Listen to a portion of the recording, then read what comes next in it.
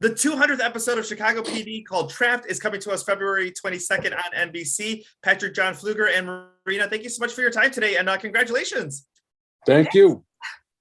What do you remember about taping that very first season and maybe going into that very first episode? Patrick, do you want to start us off?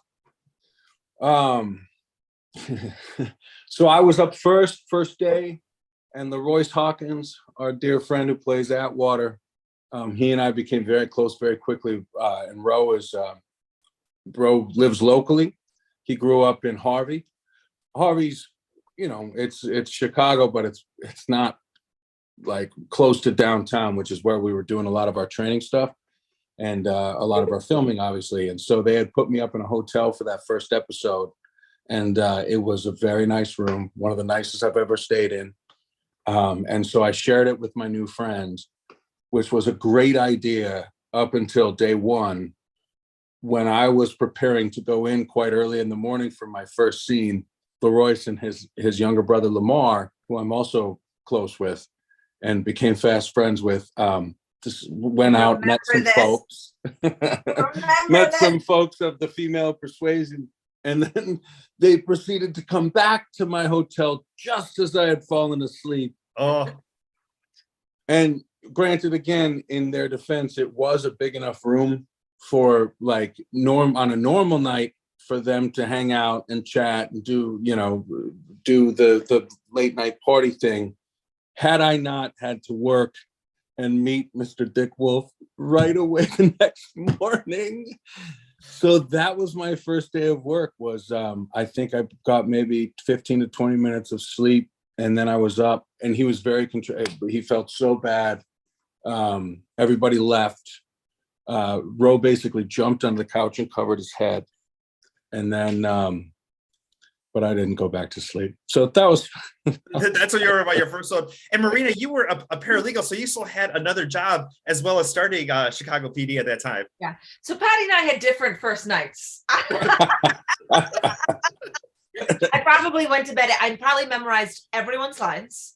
I knew everyone's backstory, and I think I went to bed at like 6 and like had a tea, and when I woke up at 5 and stretched. So right. And this was after putting papers together and filing them for her boss for the next morning. She also lived 3 hours and 49 minutes away in a basement. That's an exaggeration, but only slightly. She lived in a different area code in an effort to save money, which is very thoughtful and smart. And she's still that way. We have a beautiful coffee shop on the corner of our block. We're neighbors. We live right across from each other. We can wave from a window. And when she was redoing her bathroom, she would show up with Starbucks coffee cups. No, Starbucks, nothing against them, but it's just, not nearly as good as this lovely local coffee shop that's on the corner. And when I asked her, why didn't you go to La Colombe? It's because, the bathroom's being redone and the 75 cents expense. I feel like I have to say no more. So it was worth it. It was worth it. Coffee is 75 cents more expensive at La Colombe. And so when I'm pulling back, I get my Starbucks. These are all good habits, by the way. Don't get me wrong. They're not my own. They're not. You know what I mean? I found 75 cents on the street this morning, and I haven't even left my house. I just imagine I will. Let's talk about this upcoming episode. It starts off on the L. What can you preview us as far as some of that storyline? I mean, it was, it might as well have been called Trapped, as I feel like undersold it. It's like planes, trains, and automobiles. Like, they built a swimming pool for this well portion. They had I mean, the train is really only the first third of it, more. Yeah, maybe even fourth. I mean, it's a huge piece of the pie, and it was a big move for production. But there's a lot more going on in that episode than just the train stuff. Sorry, I interrupted. No, that's fine. I mean, the train stuff was incredible. I mean, you had like 300 people learning, we had to take CTA safety lessons to walk over the tracks. it's just one closed down lane, so real trains are going by you. It had an element of danger, and it was a high adrenaline thrill. It was all insane. Everyone, Patty, I didn't even know there's crew guys that had to rock the train because we can't have a moving train while people are going in and out, so they're rocking the train to make it move.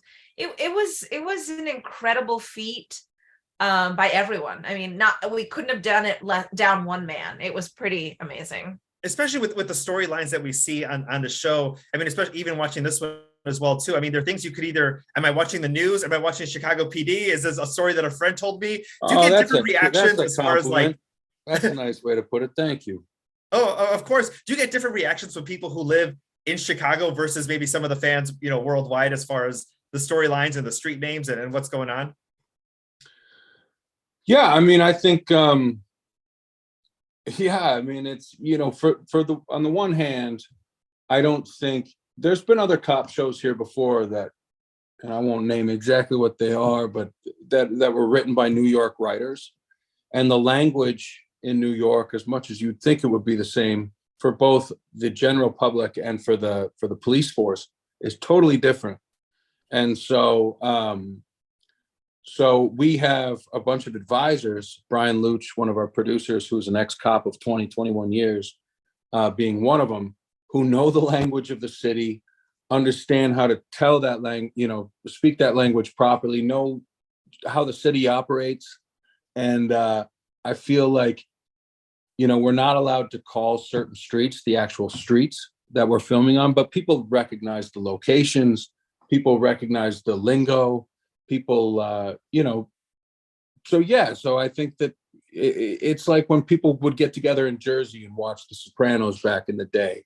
Everybody grab their cannolis on a Sunday night, get together. People watch One Chicago, and they're seeing places that they know and they love and they have nostalgia for. And so yeah, we definitely get different responses from local sources based on that alone. Sorry, Mark, do you have anything to add to that? No, that's perfect. That's But except for grabbing cannolis, then we just grab our Portillos and watch and sit down. Exactly, and a little Portillos, maybe some giardiniera, throw it on top, get a little spice in there. You know what I mean?